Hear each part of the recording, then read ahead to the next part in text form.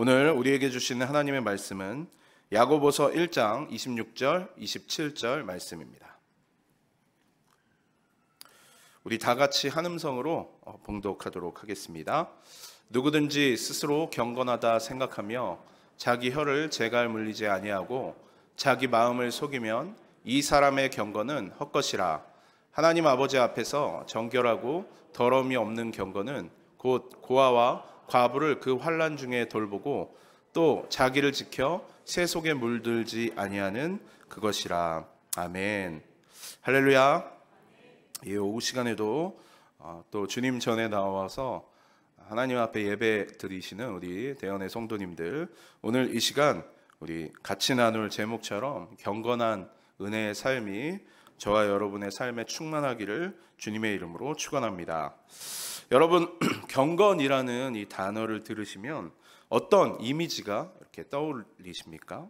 무언가 굉장히 액티브하고 활동적인 것보다는 경건이라고 하면 좀 조용하고, 우리가 흔히 묵상하는 quiet time, 이렇게 거룩하고 약간 이런 이미지가 더 먼저 많이 떠오르지 않습니까?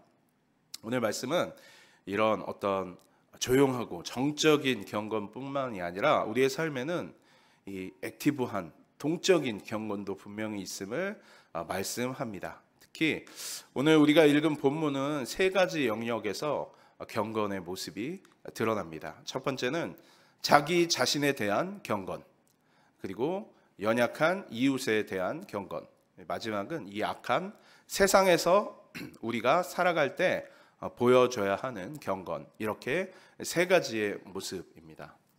특별히 27절에는 정결하고 더러움이 없는 경건이라고 말하는데, 과연 이러한 경건은 어디서부터 시작이 될까요?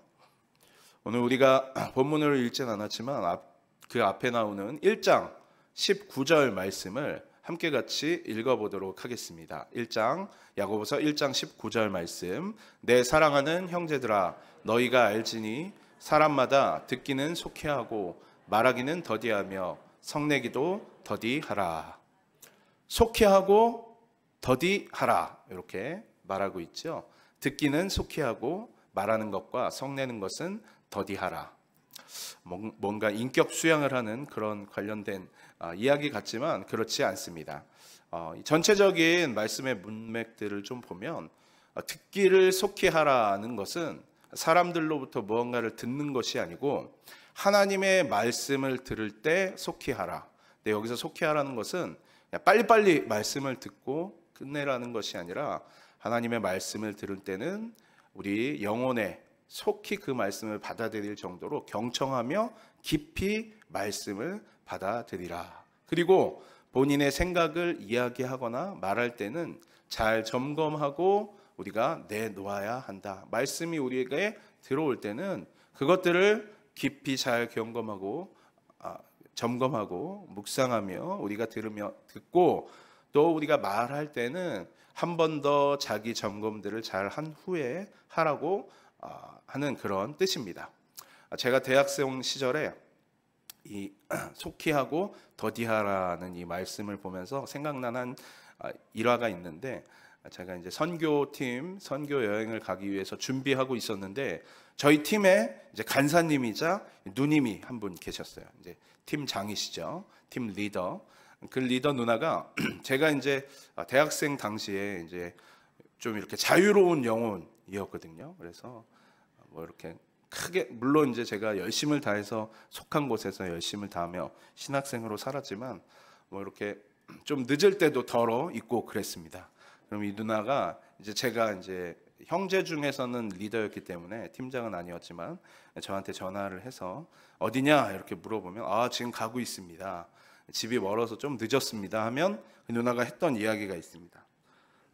천천히, 괜찮아, 천천히 뛰어와, 이렇게 이야기를 해줬던 그 이야기가 생각나더라고요. 그래서 속히 하며 더디하라, 이 말씀, 한국 사람들이 굉장히 빨리빨리 선호하는 편이죠. 우리 인생도 점점 빨라져 가고 있습니다. 통신도 그렇고 교통도 그렇고 어떤 지식의 축적도, 우리 생각의 어떤 속도 속도도 다 빨라지다 보니까 인생을 살 때, 우리가 인생을 살아감에 있어서도 우리 모두가 다 빛의 속도로 살 것처럼 빨리빨리 하는 그런 인생 가운데 살아가고 있습니다. 그러나 성경은 우리에게 말씀합니다. 조급하지 않게 하나님의 말씀을 천천히 경청해서 잘 들어야 된다. 왜냐하면 우리 시대의 속도처럼 앞으로 빠르게 전진해 나아가는 인생이 우리 인생의 본질이 아니라 우리는 하나님의 임재에 머무르는 것, 그것이 우리의 인생, 그것이 우리 삶의 본질이기 때문입니다. 물론 세상이 빨리빨리 가는 것에 발맞추어서 그것을 따라가고 세상을 이해하고 사는 것은 굉장히 중요합니다. 하지만 그것보다 앞서 하나님의 속도에 맞춰가고 하나님을 더 깊이 알아가는 것이 우리 삶의 본질이요, 우리의 존재의 이유와 목적이라는 것을 우리 믿는 사람들은 잊지 말아야 합니다. 그래서 천천히 뛰면서 사시길 바랍니다. 하나님의 임재로부터 멀어지지 않도록 내면적으로는, 영적으로는 천천히 깊이 주님을 경험하며 살아가는 것입니다. 물론 시대의 속도와 보조를 맞추며 사는 것도 필요합니다. 많은 사람들이 자신의 인생의 이 속도가 빨라지면 뭔가 마음이 초조해지고 성질이 급해지는 경향이 있습니다. 세상이 이렇게 빠르게 돈다고 해서 꼭 내 마음이 평정심을 뺏길 필요가 없습니다. 그리고 그것이 올바른 것도 아닙니다. 운동선수들을 보십시오, 여러분들.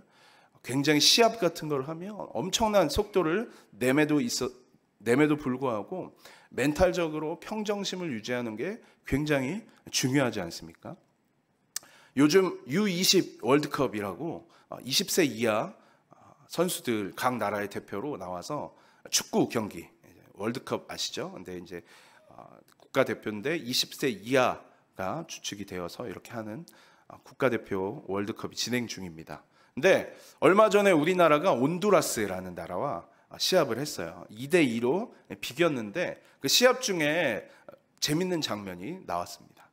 1대0으로 저희가 먼저 골을 먹고 지고 있는 상황이었는데 수비와 공격 선수, 그 나라 온두라스와 우리나라 선수가 약간 이제 공을 두고 경합을 이렇게 좀 했어요. 근데 그 온두라스 선수는 키도 크고 훨씬 더 이렇게 피지컬도 좋은 선수였는데 더 작은 우리나라 선수가 결코 이렇게 밀리지가 않는 거예요. 그래서 공을 이렇게 서로 이렇게 뺏으려고 차지하려고 하는데 결국 이 온두라스 선수가 우리 선수가 막는 거를 이기지 못하고 공을 뺏지를 못했습니다. 공이 이렇게 밖으로 이렇게 나갔죠. 우리나라 볼이 되었는데 마지막에 이 온두라스 선수가 자신의 평정심을 지키지 못하고, 혹시 보신 분들 있는지 모르시겠어요? 우리나라 선수 얼굴을 주먹으로 딱 가격을 했습니다. 물론 이제 막 이렇게 동작을 하다가 맞은 것처럼 보일 수도 있겠지만 명백하게 이 조그만 놈이 내가 공 뺏으려고 그러는데 뺏기지도 않네. 승질난다 하고 주먹으로 얼굴을 빵 쳤어요. 결국 처음엔 옐로 카드를 받았지만 나중에 VAR을 진행한 이후에 이 선수가 퇴장을 당했습니다. 다이렉트 퇴장. 근데 이 선수가 1대0으로 지고 있었잖아요. 첫 골을 넣었던 선수였어요. 결국 2대0으로 끌려가던 우리나라가 나중에 두 골을 만회함으로 이제 동점이 돼서 경기는 끝났는데, 어쨌든 운동 선수들도 이 평정심을 유지하는 거 쉽지 않지만 굉장히 중요합니다. 앞으로도 세상은 계속해서 가속도가 붙고 더 발전해 나아갈 것입니다. 지금도 엄청 빠르고 놀라운 세상 가운데 살고 있는데 5년, 10년, 20년 뒤에는 더 파격적이고 막 굉장히 정말 우리가 전에 생각하지 못할 정도로 많은 변화들이 오는 그런 미래가 분명히 올 것입니다. 이렇게 급변하는 세상에서 우리는 어떻게 평안한 마음을 유지한 채 대응할 수 있을까? 우리가 기억해야 됩니다. 우리는 나의 어떤 노력으로 변화되는 세상 가운데에서 그냥 그것의 트렌드에 맞춰 사는 것으로 살아가는 것이 우리의 인생이 아니라 하나님께서 우리를 붙잡아 주셔서 살고 있는 것이다. 하나님이 나를 붙잡으시기 때문에, 이시기 때문에 우리가 살아갈 수 있는 것이다. 그래서 그분의 속도에 맞추는 것이 중요합니다. 그것이 우리 삶의 먼저 된 핵심이고 본질이라는 사실을 반드시 기억하시기 바랍니다. 오늘 야고보서가 쓰여질 당시 유대인들에게는 핍박이 아주 심한 그런 시기였습니다. 그런 핍박들 때문에 흩어져 지낼 수밖에 없었습니다.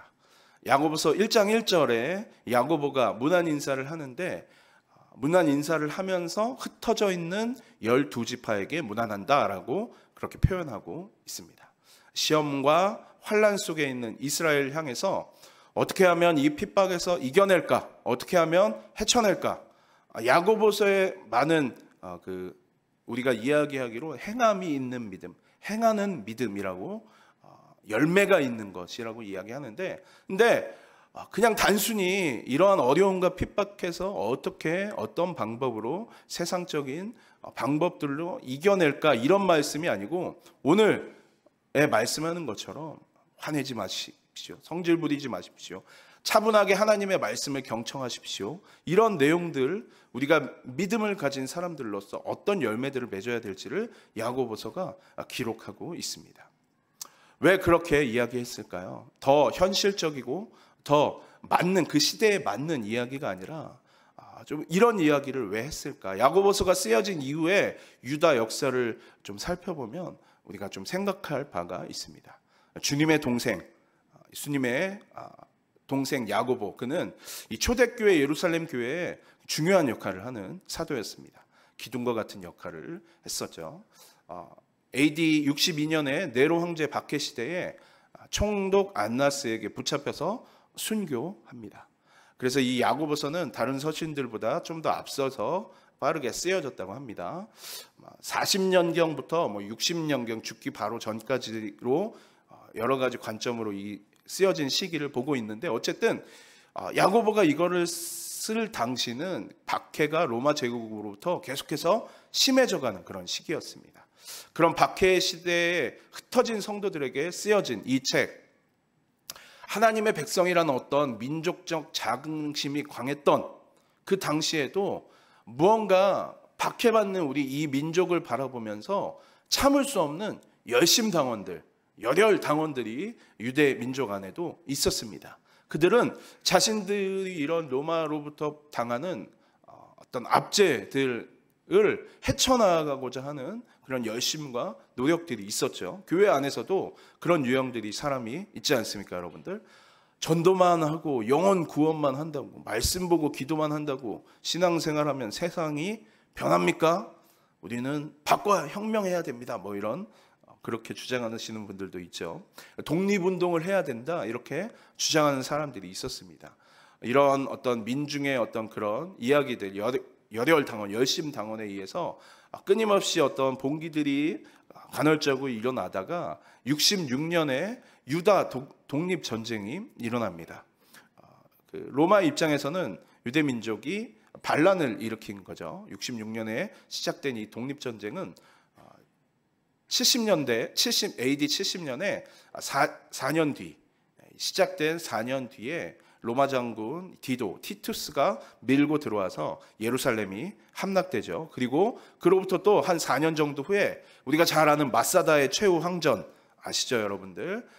밀려나다가 결국 마사다라는 지역 요새에서 대응하다 끝내 견디지 못할 것 같으니까 거기 있던 모든 대부분의 사람들이 자살을 하는 그 항전으로 이 유대의 독립전쟁의 역사가 끝나게 됩니다.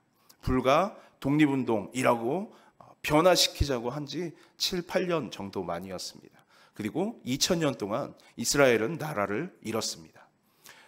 이렇게 해야만 세상을 뒤집을 수 있다. 뒤집지 못하고 8년 만에 끝났습니다. 나라도 잃어버렸죠. 그러나 그 사람들이 그 열심을 다했던 열심당원들이 볼 때 연약해 보이는, 어찌 보면 복음만 외치면서 핍박당하고 박해를 당하면서도 사랑만 이야기하는 그 복음을 전했던 사람들, 그들이 결국 온 열방에 퍼져 그리스도의 복음을 증거하고 로마 제국은 300년 만에 뒤집히는 역사가 나타나게 됩니다. 야고보서의 예고가 어찌 보면 맞았던 겁니다. 그냥 단순히 무언가를 헤쳐나가는 것이 중요한 것이 아니라 하나님의 시간에 맞추어서 빠르게 변화하는 그것에 변화에 맞춰 그냥 살아가는 그리스도인이 아니라 하나님께서 보시는 그 관점에 맞추어서 살아가는 것이 우리의 삶에 중요한 것을 기억하시기 바랍니다. 여러분의 시간은 어디에 맞춰져 가고 있습니까? 어디 중심으로 살아가고 있습니까? 하나님의 시간에 맞추어서 발걸음하시는 우리의 삶이 되시길 축복합니다.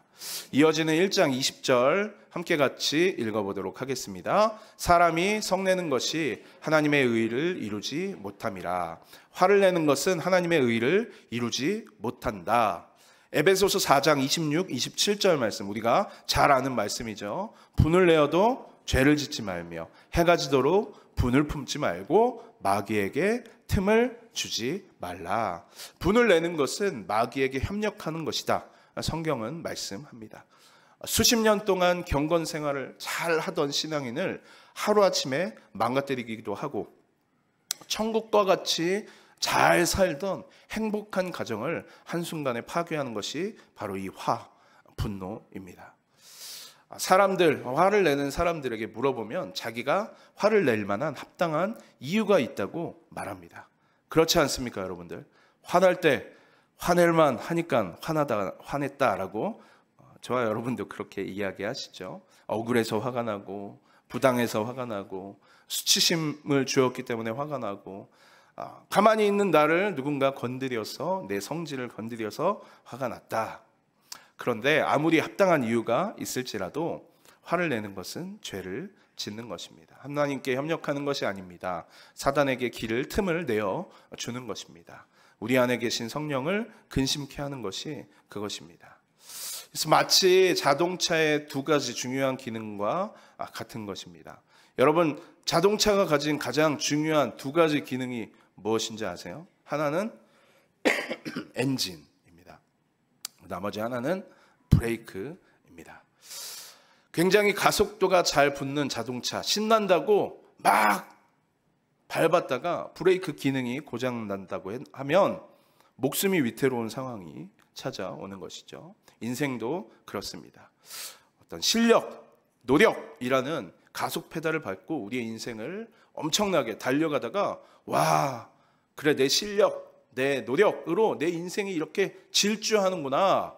그런데 찾아오는 어떤 위기의 순간에 나의 인격, 나의 믿음, 내 신앙이라는 이 브레이크 페달을 밟을 수 없다면, 그것이 작동하지 않는다면 우리 인생은 대형 사고를 치게 되어 있습니다.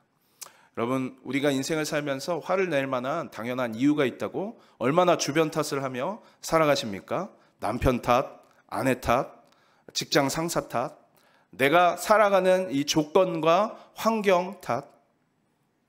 그렇지 않습니다. 저와 여러분이 주님 안에 온전히 붙잡혀 있으면, 그분의 시간에 맞추어 살아간다면 어떠한 상황에도 우리는 신앙과 인격이라는 그 브레이크를 통하여서 잘 제어할 수 있을 것입니다.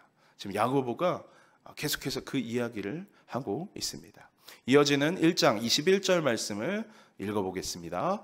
그러므로 모든 더러운 것과 넘치는 악을 내버리고 너희 영혼을 능히 구원할 바 마음에 심겨진 말씀을 온유함으로 받으라. 이 21절의 핵심은 또 두 가지죠. 내버리고 받으라. 내버려야 될 것과 받아야 될 것. 마태복음 15장 18절 말씀에 예수님께서 뭐라고 말씀하시냐면, 입에서 나오는 것들은 마음에서 나온다. 이것이야말로 사람을 더럽게 한다 말씀합니다. 결국 우리의 마음속에 담겨 있는 것이 그 안에 더러움이 있기 때문에 분노로 나온다고 말씀하죠.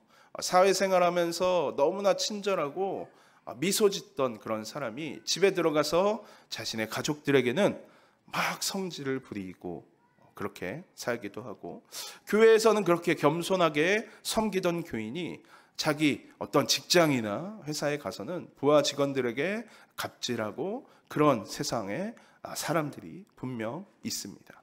상황 때문에, 환경 때문에, 아니면 다른 누군가 나를 공격하는 그 사람 때문일까요? 아니죠. 내 안에 그 악이 있기 때문입니다. 우리가 내 안에서 나오는 것들, 분노, 저주, 정죄, 악한 것들, 이런 것들 너 때문에, 누군가 나에게 원인을 주었기 때문에 라고 이야기하지만 그것이 아닙니다. 내 안에 그것이 있기에, 그것이 내 안에 이미 속하여 있기에 어떤 계기를 통하여 나오는 것뿐입니다. 그것이 정말 잘못된 것임을 안다면, 더러운 것임을 안다면, 그것이 주님 주시는 것이 아니고 하나님 기뻐하시는 것이 아니라는 것을 안다면 쓰레기를 아까워하지 않고 버리는 것처럼 21절 말씀에 먼저 버릴 것을 우리에게 말씀합니다. 내다 버려야 되는 것으로 끝나지 말고 후반부는 또 뭐라고 합니까?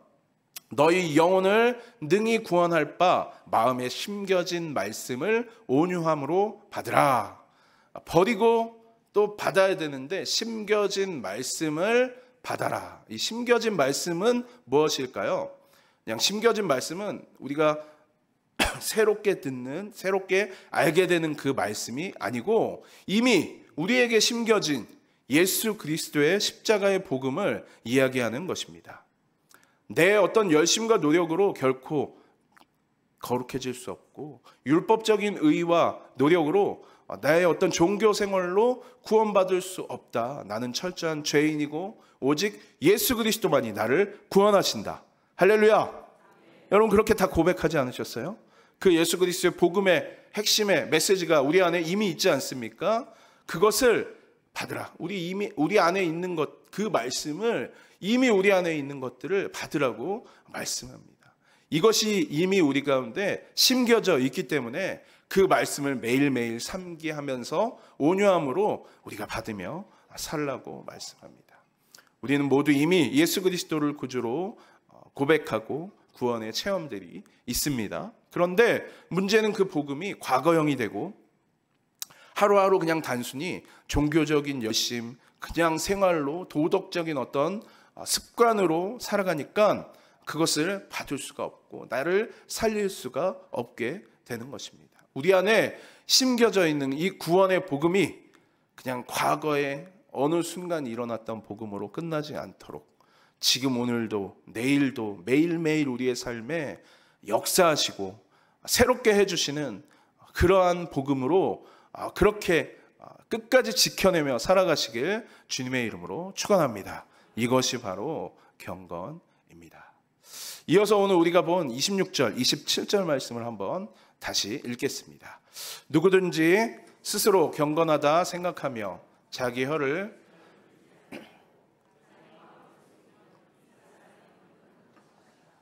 하나님 앞에서 정결하고 더러움이 없는 경건은 곧 고아와 과부를 그 환난 중에 돌보고 또 자기를 지켜 세속에 물들지 아니하는 그것이니라. 이제 26절, 27절에 진짜 그 아까 말한 우리 안에 이미 심겨진 복음, 그 복음을 진짜로 받아들여서 열매 맺고 사는 사람과 혹은 과거에 있었던 그쳐버린 그런 일, 아니면 가짜로 실제가 아닌 것으로 받아들인 사람의 차이를 이 26절, 27절 본문에 나타내고 있습니다. 경건의 세 가지의 영역이죠. 첫 번째는 자기 자신에 대한 경건, 그리고 연약한 이웃에 대한 경건, 마지막은 이 악한 세상에서 우리가 살아갈 때 보여주는 경건. 이 세 가지의 경건의 모습을 말을 합니다. 먼저 자기 자신에 대한 경건, 복음을 받아들였다고 하면서 혀를 함부로 놀리는 사람, 그 사람은 가짜다. 그의 경건은 가짜다라고 말씀하고 있습니다. 내가 경건한 사람인가? 나는 성숙한 크리스찬인가? 이거를 점검하는 중요한 잣대는 내 입술이 과연 하나님에 의해 통제되고 있는가? 타이틀은 목사이기도 하고 장로고 집사, 권사. 그런데 내 입술이 통제가 안 돼가지고 그냥 내키는 대로 내가 이 말하면 저 사람이 어떤 기분일지 전혀 고려하지 않고, 그래서 그냥 어떤 그분만 만나면 몇 마디 한 10분 대화 나누고 나면 막 진이 다 빠지는 그런 막 뭔가 되게 받아들이기 힘든 그런 분들, 기운이 없어지고, 그런 사람은 경건한 사람이 아니라고 말합니다.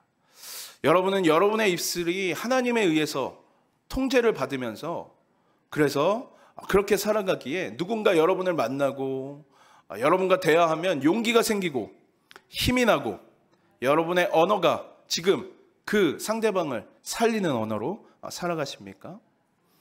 여러분, 나의 말을 통하여서 누군가에게는 참으로 격려가 되고 용기를 북돋아 줄 수 있는 그것이 내가 경건한 사람인가 아닌가를 점검하는 잣대라는 것입니다. 제가 생각할 때 남에게 그런 분들 있잖아요. 그냥 필터링 없이 다 이야기하시는 분들 있죠. 그렇죠? 남에게 함부로 말하시는 분들이 가장 많이 사단에게 속고 있는 것이 뭔지 아십니까? 저 사람이 저래도 속으론 안 그래 라는 이것이 전 개인적으로는 거짓 메시지라고 생각합니다. 네. 그 사람이 안 그러면 겉으로 드러나는 열매도 그렇지 않아야 됩니다. 속고 있는 것이죠. 부산 남자들, 부산 사람이다고 말은 좀 내가 세게 해도 부산 아닌겨 뭐 이런 거 있잖아요. 거짓 메시지라고 저는 생각합니다. 네. 내 속도 정이 있고 정말 좋은 사람이라면 겉으로 드러나는 열매도 마땅히 그러한 열매가 맺어져야 하는 것이죠. 경건을 따르는 사람은 입술의 열매로 반드시 드러납니다. 여러분들 입술의 열매를 온전하게 맺고 경건함으로 맺는 여러분 되시길 축복합니다. 두 번째로 하나님께서 생각하시는 경건한 사람이란 이웃에 대해서는 연약한 이웃을 돌보는 긍휼한 마음이 있는 사람, 이런 사람이 경건한 사람이라고 말씀합니다. 27절에는 과부라는 표현을 썼는데 성경에서 이 과부라는 표현은 연약한 사람들을 대표하는 그런 대표성을 띠고 있습니다. 마태복음 25장 40절 말씀에 보면 내가 진실로 너에게 이르노니 너희가 여기 내 형제 중에 지극히 작은 자 하나에게 한 것이 곧 내게 한 것이라고 주님께서 말씀하십니다. 세상 사람들은 별로 주목하지 않는 보잘것없어 보이는 연약한 이웃에 대해서 마음을 담아주는 그것이 주님을 섬기는 행위요, 그것이 경건한 사람이라고 주님께서 말씀하시죠.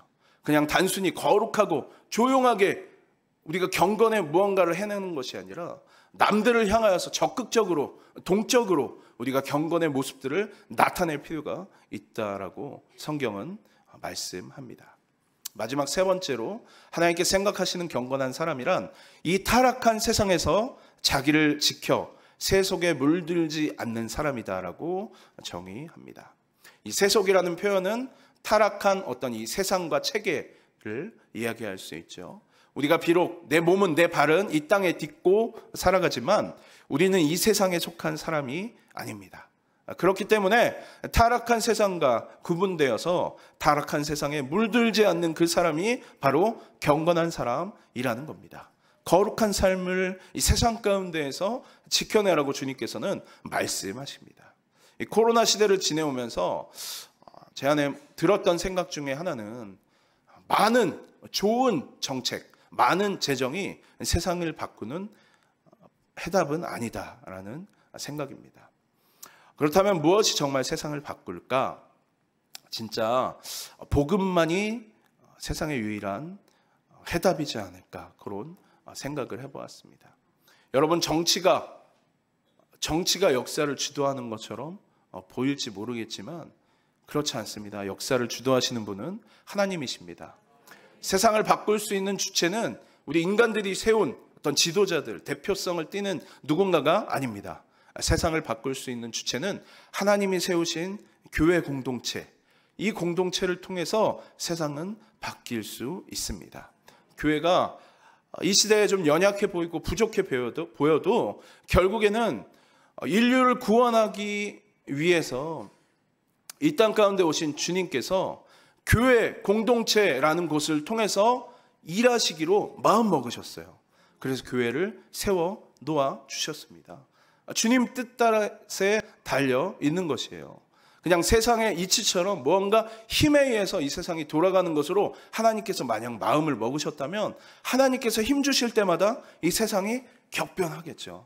그렇죠? 뭔가 힘의 원리에 의해서 세상이 바뀌어지는 거라고 한다면 주님께서 힘이 필요한, 내가 이번엔 좀 힘내야겠다라고 할 때마다 세상이 바뀌어지기 시작할 겁니다. 그런데 주님께서 선택하신 방법은 사랑과 희생, 헌신과 나눔이라는 것으로 이 사랑을 통해서 세상을 바꾸기로 주님께서 마음 먹으셨어요. 처음부터. 그리고 그 사랑의 집결체, 공동체로서 교회 공동체를 세워주셨습니다. 그렇기에 여러분들, 결국은 이 세상을 바꾸는 것은 하나님께서 그렇게 하기로 결정하신 이후부터 쭉 이 교회 공동체를 통하여서 변화될 수 있음을 기억하시기 바랍니다. 그래서 초대교회 사도들, 야고보, 오늘 말씀을 기록한 야고보도 그렇고 베드로 사도, 바울 사도, 초대교회 사도들 모두 비폭력적인 평화주의를 선택하고 그렇게 행하며 살았습니다. 그냥 단순히 평화를 선호해서 그랬을까? 성향이 그렇게 해서 그랬을까? 아니요. 그것이 십자가의 방법이었기 때문에, 십자가의 길이었기 때문에 선택한 것입니다. 정치가 세상을 바꿀 거라고 생각하지 않았던 것이죠. 하나님의 자녀들이 참된 경건의 삶을 살아나고 그 열매를 맺는다면 하나님을 경외함으로 말씀을, 우리가 구원의 은혜를 받았던 그 말씀을 날마다 새기고 그 새긴 말씀을 통하여 나타나는 사랑의 열매가 내 언어 행실을 바꿔주고 그 언어 행실을 바꾼 것으로 힘든 나의 손길이 필요한 이웃들에게 하나님의 사랑을 나누어주고 타락해가는 이 세상 문화 가운데 그것에 동조하지 않고 구별되어서 거룩하게 살아가기로 결심하고 나아가는 이 교회 공동체 믿는 이 사람들, 우리들을 통하여서 하나님께서는 세상을 이끌어가고 바꾸기로 마음먹으셨고 지금도 오늘도 그리고 앞으로도 영원히 그러한 사람들을 통하여 일하실 것입니다. 여러분, 너무 이상적이고 너무 낭만적입니까? 현실도 모른 채 그냥 목사님이니까 할 수 있는 그런 이야기일까요? 그렇지 않습니다. 결국은 그렇게 믿고 그렇게 살았기 때문에 8년 만에 세상을 바꾸려고 했던 그 이스라엘의 어떤 열심을 다한 사람들은 결국 죽임을 당하였고, 진짜 300명 만에 그렇게 살았던 사람들의 어떤 복음의 메시지들, 그럼에도 불구하고 계속 이어져 갔던 복음의 끈들이 로마를 뒤집게 만드는 역사가 일어났던 것입니다. 세상을 바꾸는 건 인간의 어떤 논리, 하나님의 힘에, 세상의 힘으로 바뀌어진다라고 하는 것, 어떤 정책이나 방법들로 바꿀 수 있다라고 하는 것은 여러분 세상의 논리입니다. 여러분 코로나 시대에 많은 정책들이 있었죠. 대표적으로 생각나는 것은 부동산 정책이다. 또 요즘 우리나라의 어떤 저출산 문제가 계속 대두되는데, 저출산 문제 우리가 현실을 파악하지 못하고 있습니까? 그렇지 않잖아요, 여러분들. 재정도 많이 투자하고 그 분야에 엄청난 전문가들이 막 연구해서 돈도 많이 들이고 하는데 해결이 잘 되지 않아요. 그렇죠? 국가에서 복지 정책, 경제 정책, 부동산 정책, 예산 어마어마하게 투입하고 한다고 해서 그냥 단순히 복지 사회가 이루어질까요? 아니요. 사람들 자체가 그냥 이기주의적인 생각에 빠져서 그냥 개인주의적으로 살아가는 이 시대에 정말 필요한 건 예수님의 사랑이 아닐까 생각해 봅니다. 진정으로 사랑할 수 있는 마음이 주를 먼저 믿어 구원의 복음을 안 저와 여러분의 삶에 나타나시길 주님의 이름으로 축원합니다. 그 거룩한 삶이 오늘을 살아가는 저와 여러분의 현실을 통하여 나타날 때에 정말 한 영혼, 한 성도, 한 영혼 주께로, 우리가 이 교단의 표이자 우리 목사님께서 이렇게 취임하실 때 영상으로 이렇게 저도 봤는데, 한 성도가 한 영혼을 주께로 돌이키고자 하는 그 마음과 열정이, 그 거룩한 부담감이 우리에게 있어 하나님의 자녀로 경건한 열매를 맺고 살아갈 때에 저와 여러분들, 우리 교회를 통해 이 땅에 있는 수많은 교회들을 통하여 세상이 변화되어지고 세상에 그리스도의 온전한 열매가 맺어질 줄로 믿습니다.